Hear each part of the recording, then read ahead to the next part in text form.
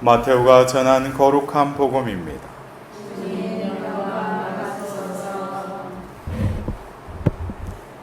그때 예수님께서 비유를 들어 군중에게 말씀하셨다. 하늘나라는 겨자씨와 같다. 어떤 사람이 그것을 가져다가 자기 밭에 뿌렸다. 겨자씨는 어떤 씨앗보다도 작지만 자라면 어떤 풀보다도 커져 나무가 되고 하늘의 새들이 와서 그 가지에 깃들인다. 예수님께서 또 다른 비유를 그들에게 말씀하셨다. 하늘나라는 누룩과 같다. 어떤 여자가 그것을 가져다가 밀가루 서말 속에 집어 넣었더니 마침내 온통 부풀러 올랐다. 예수님께서는 군중에게 이 모든 것을 비유로 말씀하시고 비유를 들지 않고는 그들에게 아무것도 말씀하지 않으셨다. 예언자를 통하여 나는 입을 열어 비유로 말하리라. 세상 창조 때부터 숨겨진 것을 드러내리라 하신 말씀이 이루어지려고 그리 된 것이다. 주님의 말씀입니다. 그리스도님 참여합니다.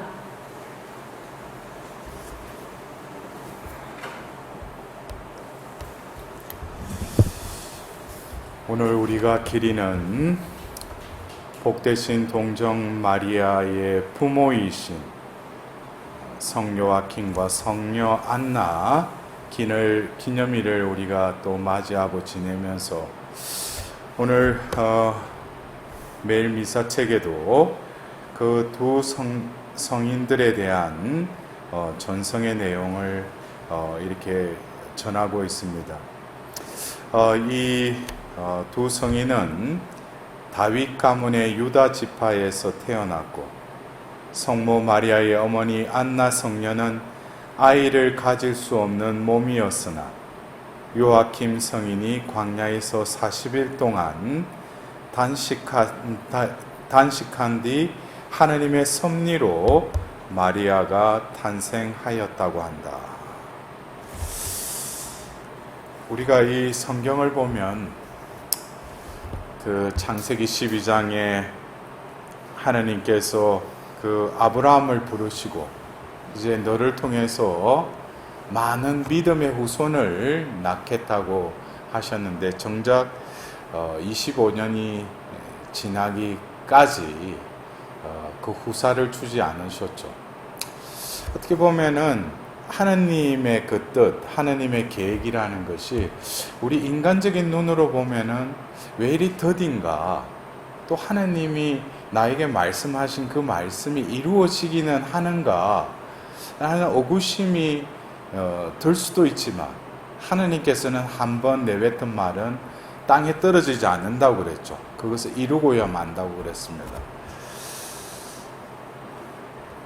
결국 그 사라의 태를 여시면서 이삭을 내시고 또 그리고 어떤 그 성조들의 그 후손들을 보면은 어떤 때는 그 후손이 쑥쑥 나오는 때도 있지만 어떤 경우에는 또 그 태를 닫아서 그 자식이 낳지 못하게 하는, 그러나 그러한 그 과정을 거치면서 또 하나님께서는 또 그 후사를 주십니다. 어떻게 보면은 오늘 우리가 기리는 이 요아킴, 안나, 이 부모이면서 부부이죠. 이 부부도 그 구약에서도 아이를 낳지 못하면 돌개집이라고 그랬잖아요. 그죠? 예. 근데 이 안나 성녀도 아이를 가질 수 없는 몸이라고 그랬어요. 그래서 그 여인의 삶이 얼마나 남의 또 눈을 의식을 하고 또 하나님을 섬기지만 또 하나님께 그 섭섭함과 마음속에 하나님께 기도하면서 자기만의 그 아픔을 하나님은 보고 계셨다는 거예요. 근데 결국 그 요아킴이 40일 동안 광야에서 단식한 후에 하나님의 섭리로 마리아가 탄생되었다는 것입니다. 그래서 어떻게 보면은 남녀가 결혼해서 그냥 자식이 나왔으면은 또 얼마나 좋았겠습니까? 그러나 하나님의 섭리대로 마리아가 태어나기까지는 여러 가지 우여곡절이 있었다는 거죠. 그것은 결국 그 예수님의 그 탄생에도 인간적으로는 이해하지 못하는 성령으로 말미암은 그 잉태와 출산까지는 얼마나 그 마리아와 요셉이 어려움 속에서 그 하나님의 계획을 이루기 위해서 얼마나 역경을 또 걸어갔습니까? 그래서 어떻게 보면은 이 어려운 가정 속에서 이 마리아가 탄생됐다는 그 사실만으로도 하나님께서는 그 생명에게 분명한 어떤 뜻이 있으시다라는 것을 우리는 엿볼 수 있어요. 그렇다고 해서 나는 그냥 결혼해가지고 우리 부모님이 그냥 별 탈 없이 나를 낳았다고 하는데 그것도 또 의미를 두어야겠죠. 그죠? 예.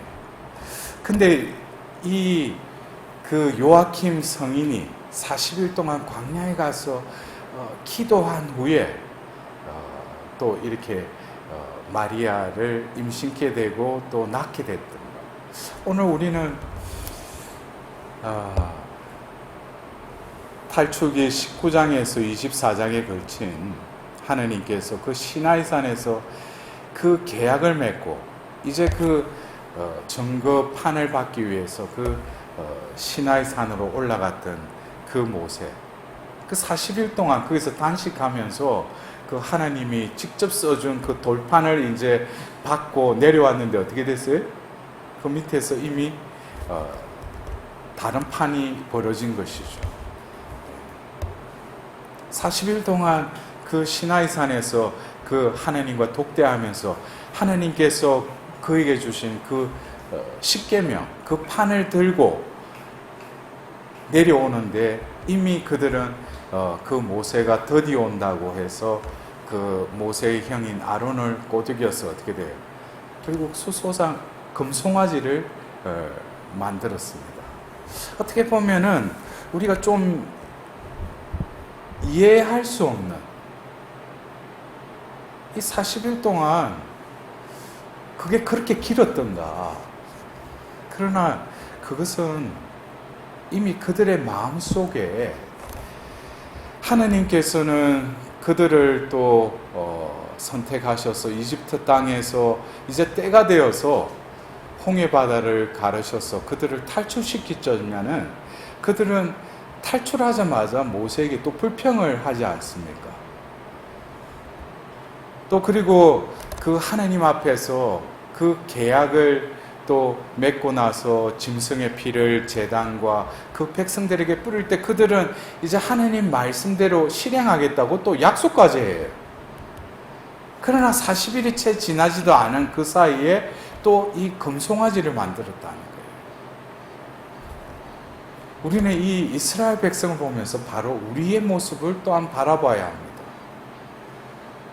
하나님과 계약을 맺은 우리들이지만 어떻게 보면은 자신이 원하는 대로 하나님의 뜻이 이루어지지 않으면은 불평하고 또 심지어는 하나님이 아닌 또 다른 눈에 보이는 것에 우리의 마음이 빼앗겨서 그것을 우상화하고 그것을 거짓 섬김으로 내 안에 위안을 삼는 것. 그것은 이스라엘 백성뿐만 아니라 나의 모습이요 우리의 모습이기도 하다는 것이죠.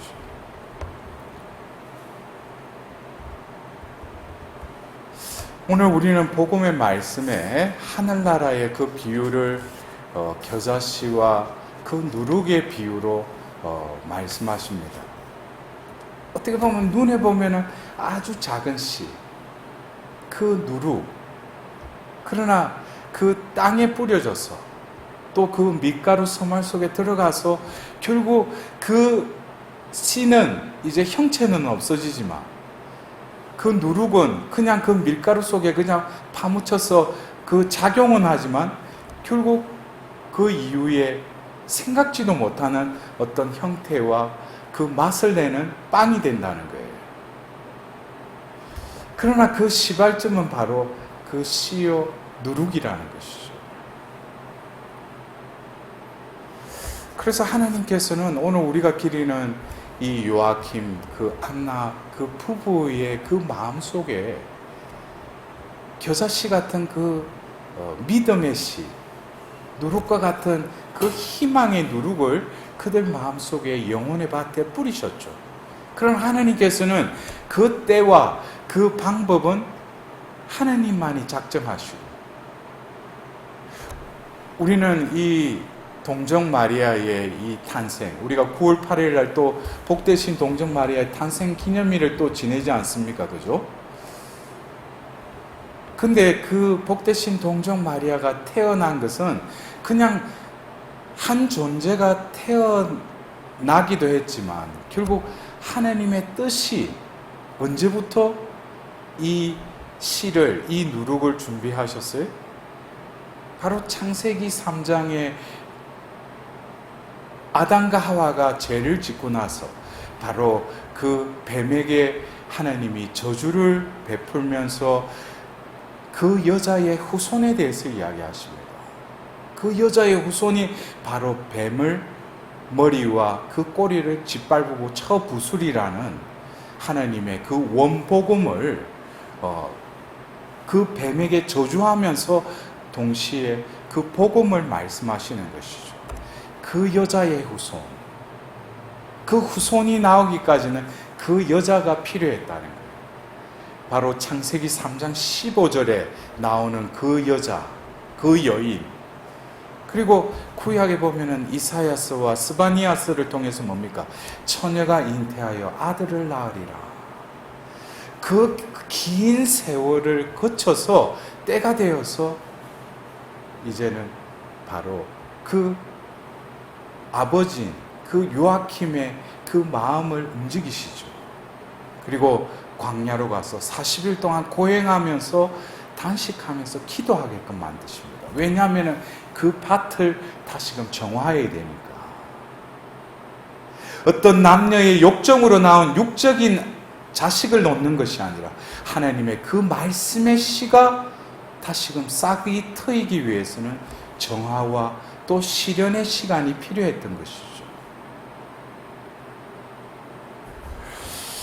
어떻게 보면 이 한 생명이 탄생한다는 것.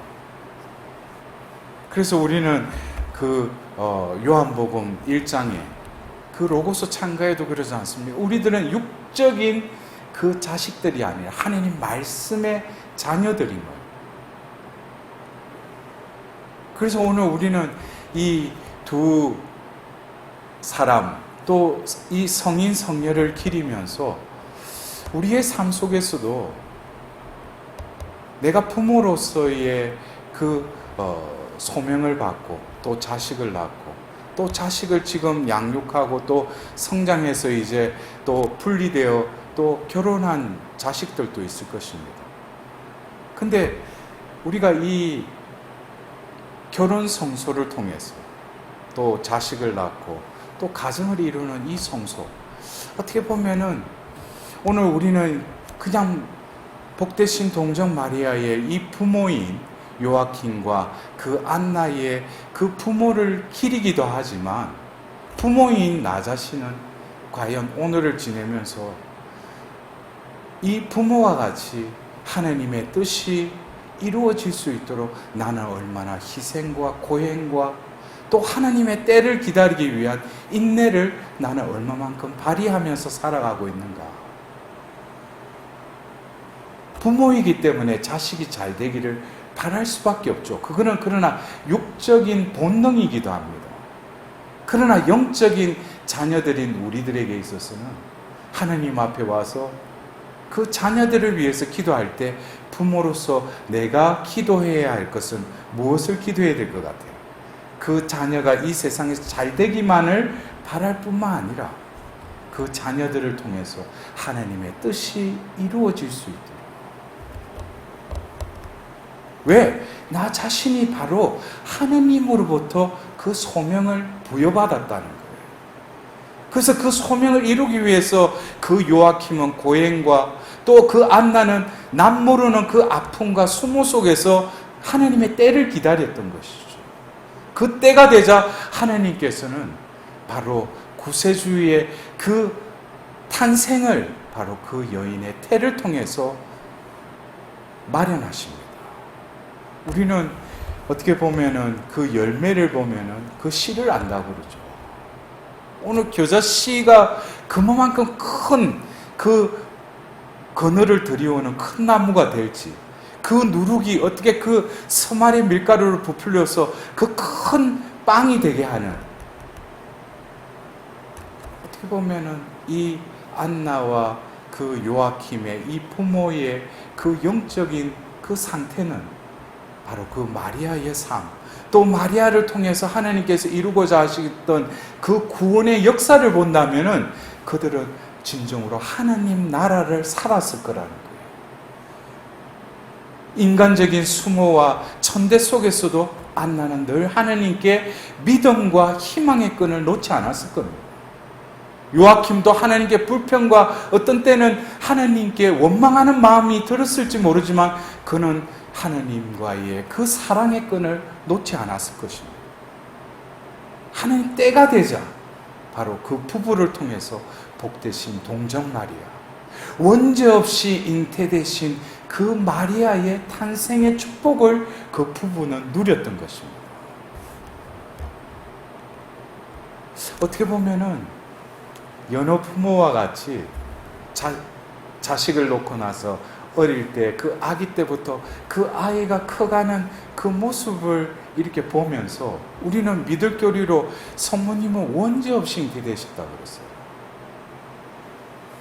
그 아기 때부터 자라날 때 이 요아킴과 안나는 여러 아이와 틀리다는 것을 몰랐겠어요?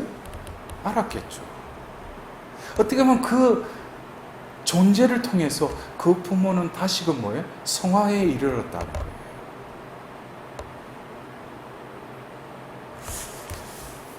어떻게 보면은 이 생명의 신비, 그 생명을 또 관리하고 그 생명이 하나님 뜻대로 살아가도록 또 그 생명의 양육자로서의 그 부모의 역할은 세상의 어떤 역할보다도 고귀하고 성스러운 것이죠.